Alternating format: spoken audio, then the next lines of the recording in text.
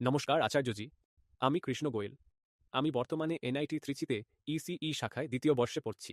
আমার দুটি প্রশ্ন আছে। প্রথম প্রশ্নটি হল, ভগবদ্গীতা পড়ার আগে আমাদের কি কি বিষয় মাথায় রাখা উচিত?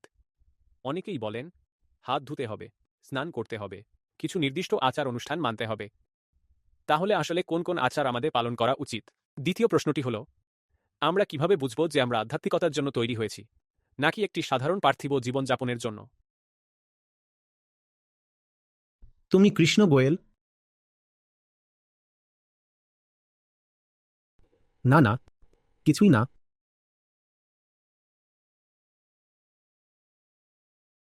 তুমি ফাউন্ডেশনের গীতা কোর্সে অ্যাক্সেস পাবে। কেউ একজন দয়া করে বিষয়টি নোট করে নাও আর ওকে অ্যাক্সেস দিয়ে দাও। সম্ভবত এটাই তোমার প্রশ্নের একমাত্র বৈধ উত্তর। তুমি জিজ্ঞেস করছো, গীতার কাছে যাওয়ার আগে আমায় কি কি মাথায় রাখা উচিত? এটা ঠিক যেন এটা জিজ্ঞেস করার মতো যে স্নানের ঘরে ঢোকার আগে আমি কি ধরনের আবর্জনা সঙ্গে নিয়ে ঢুকব। গীতা তো এই জন্যই রয়েছে, যাতে তুমি তোমার মাথার মধ্যে যা কিছু নিয়ে বেড়াচ্ছ সব যাতে ধুয়ে পরিষ্কার হয়ে যায়। তাহলে গীতার কাছে যাওয়ার আগে তুমি কেন কোনো কিছু ধরে রাখতে চাইছো? তোমার মাথায় যা কিছু আছে সেটা কি গীতার থেকেও বড়? যদি না হয়, তাহলে গীতার কাছে যাওয়ার সময় সেগুলো সংরক্ষণ করার দরকারটাই বা কি? তোমার মাথায় যা কিছু আছে সেটাকে বলো তুমি গীতার অধীনে রয়েছ, তাই প্রস্তুত থেকো। সবকিছু ধুয়ে মুছে যাবে। আমি এখন গীতার কাছে যাচ্ছি। তোমার ওপর আঘাত আসবে, তুমি সম্পূর্ণভাবে ভেঙে যাবে। তুমি কি গীতার কাছে যাওয়ার আগে হাত পরিষ্কার করবে?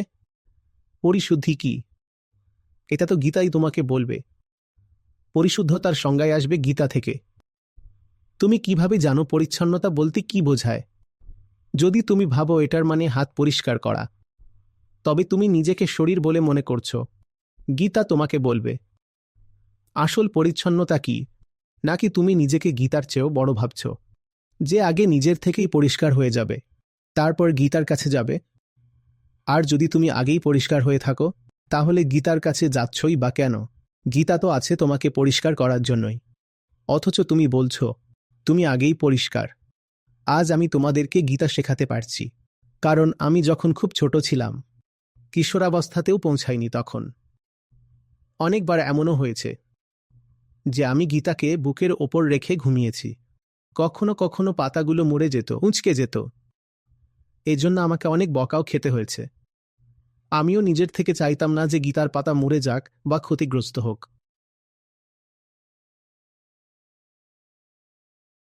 তবুও এটা হয়েছে। আমি হয়তো ভালোবেসে ফেলেছিলাম। আমি এটা কোনো উপদেশ দিচ্ছি না, শুধু সত্যটা বলছি, যেটা আমার সঙ্গে ঘটেছিল। আমি খাবার খাচ্ছি, খাওয়ার সময়ও গীতা পাশে আছে। যে গীতার কপিটা আমার ছিল, তার কিছু পাতায় হলুদ বা অন্য কোনো মশলার দাগ পড়ে গিয়েছিল। দেখো, আমি তখন বাচ্চা ছিলাম। আঙুলে হয়তো ডাল লেগেছিল, সেটাই বইয়ের পাতায় লেগে গেছে। এটা যে ঠিক কাজ তা আমি বলছি না, আর যে এমনটাই করা উচিত সেটাও আমি বলছি না, কিন্তু এমনটা হতো। আমি ভালোবেসেছিলাম, আর কোনো নিয়ম কানুন বা আচার আমি জানতাম না। আর এটা শুধু গীতার ক্ষেত্রেই নয়। আমার কাছে গীতা কোনো একটা মাত্র বই নয়। গীতা হলো একটা ধারা। যে কোনো বই যেটা আমাকে শেখায়, সেটাই আমার কাছে গীতা। আপনি এখানে যে ভগবদ্গীতার কথা বলছেন, হিন্দু ধারার মধ্যেই তো বহু গীতা আছে।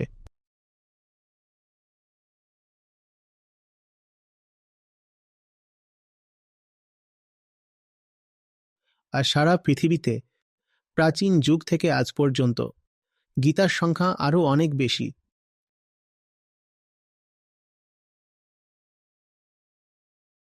ভালোবাসা থাকতে হবে। এর মানে আমি এটা বলতে চাইছি না যে মহান বইগুলোর প্রতি অসতর্ক হয়ে যাও। জানো, আমি সেগুলোকে এমনকি ওয়াশরুমেও আমার সাথে করে নিয়ে গেছি।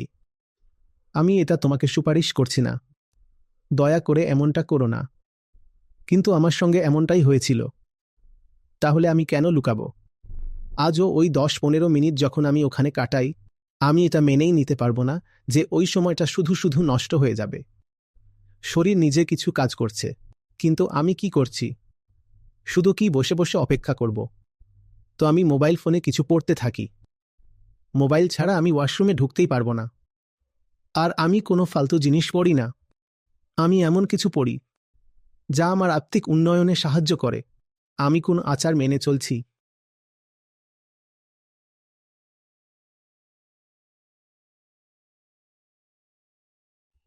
আমি জ্ঞানকে এতটাই ভালোবাসি যে কোনো আচারকে তার পথে বাধা হতে দিইনি।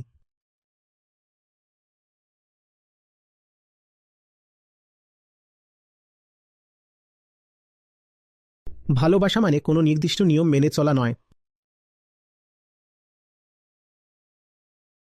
আর আমি শুধু মাথা নত করিনি, আমি শ্রীকৃষ্ণের সঙ্গে তর্কও করেছি।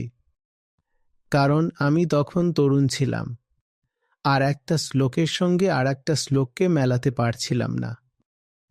শুধু ঘোষিত কর্তৃত্বের জোরে কাউকে মেনে নিতে আমি প্রস্তুত ছিলাম না। যদি বইটা সত্যিই মহান হয়, তাহলে সেখানে আমি অবশ্যই সামঞ্জস্য দেখতে পাব। কথাগুলো একে অপরের সঙ্গে মিলবে এবং মিলেই একটা পূর্ণ রূপ নেবে। এক অধ্যায়ের একটা শ্লোক আর এক অধ্যায়ের অন্য কোনো শ্লোকের সঙ্গে বিরোধী হতে পারে না। সেই মিল খুঁজে পেতে আমার সময় লেগেছে। কিসের আচার?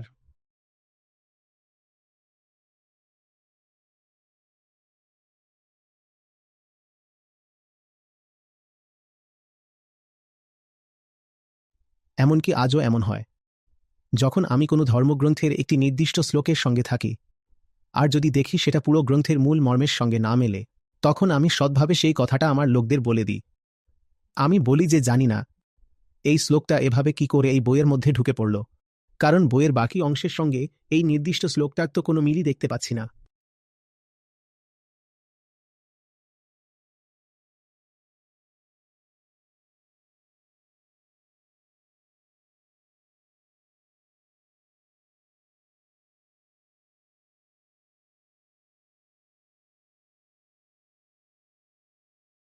গীতার কাছে যাও, গীতাই তোমাকে শেখাবে গীতার কাছে কিভাবে যেতে হয়। তুমি তো গীতার চেয়ে বড় হতে পারো না, তাই তো? বলো, তাহলে পরিচ্ছন্নতা বলতে কি বোঝায়? আনুগত্য বলতে কি বোঝায়? পবিত্রতা বলতে কি বোঝায়? বিশ্বস্ততা বলতে কি বোঝায়? এসবই গীতাই তোমাকে শেখাবে। তুমি বলছ গীতাকে ছোঁয়ার আগে আমাকে পবিত্র হতে হবে, কিন্তু গীতাকে না ছুঁয়ে তুমি কিভাবে জানবে পবিত্রতা মানে কি? তুমি জানবে কিভাবে? তাই যেমন আছো ঠিক তেমনভাবেই গীতার কাছে যাও। ঠিক যেমন একটা ছোট্ট নগ্ন শিশু তার মায়ের কাছে যায়। মা ঠিক করে শিশুটাকে পোশাক পরাবে কিনা, শিশুটা তো আর এটা বলতে পারে না যে আমি যতক্ষণ না ঠিকঠাক সেজেগুজে পোশাক পরে নিচ্ছি, আর সেটাও পুরোপুরি ফর্মালভাবে, নেকটাই, কাফলিংস সবকিছু সহ, ততক্ষণ মায়ের কাছে যাব না। সে তো নিজেই জানে না কিভাবে একটা হাফ প্যান্টও পরতে হয়, তাহলে সে কিভাবে ফর্মাল পোশাক পরবে? যেমন আছো তেমনভাবেই গীতার কাছে যাও। তোমার পশুসুলভ নগ্ন অবস্থাতেই যাও, শুধু যাও, যেমন আছো তেমনভাবেই যাও। গীতাকে তোমার মা হতে দাও। উনি তোমাকে শেখাবেন কিভাবে খেতে হয়, কিভাবে হাত ধুতে হয়, কিভাবে পোশাক পরতে হয়, কিভাবে জীবনের দৈনন্দিন কাজকর্ম করতে হয়। কিন্তু আমরা বিশেষ হতে চাই। আমরা বলি এই সব বিষয় আমি নিজেই ঠিক করে নেব, তারপর গীতার কাছে যাব। তাহলে গীতার কাছে যাচ্ছই বা কেন, যদি গুরুত্বপূর্ণ বিষয়গুলো আগেই নিজে ঠিক করে ফেলো?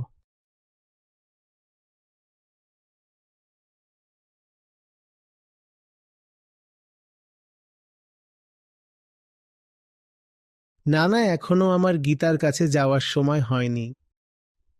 তুমি কিভাবে জানো সময় হয়েছে কি হয়নি? এটাও তো গীতাই তোমাকে বলবে। আগে তার কাছে যাও।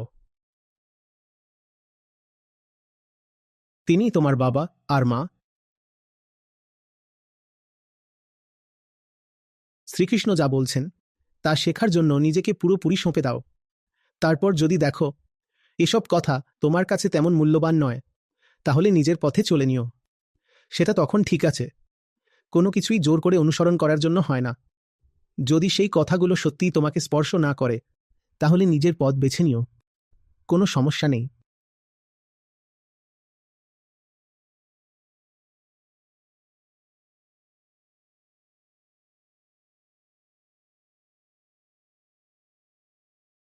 আমার কখন গীতা পড়া উচিত? কোনো কি অশুভ সময় আছে যখন গীতা ছোঁয়া উচিত নয়?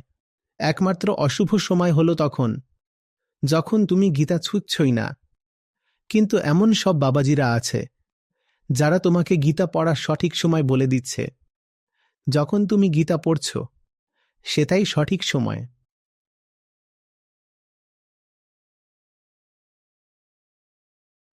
গীতার কাছে যেতে হলে আগে পবিত্র হতে হবে।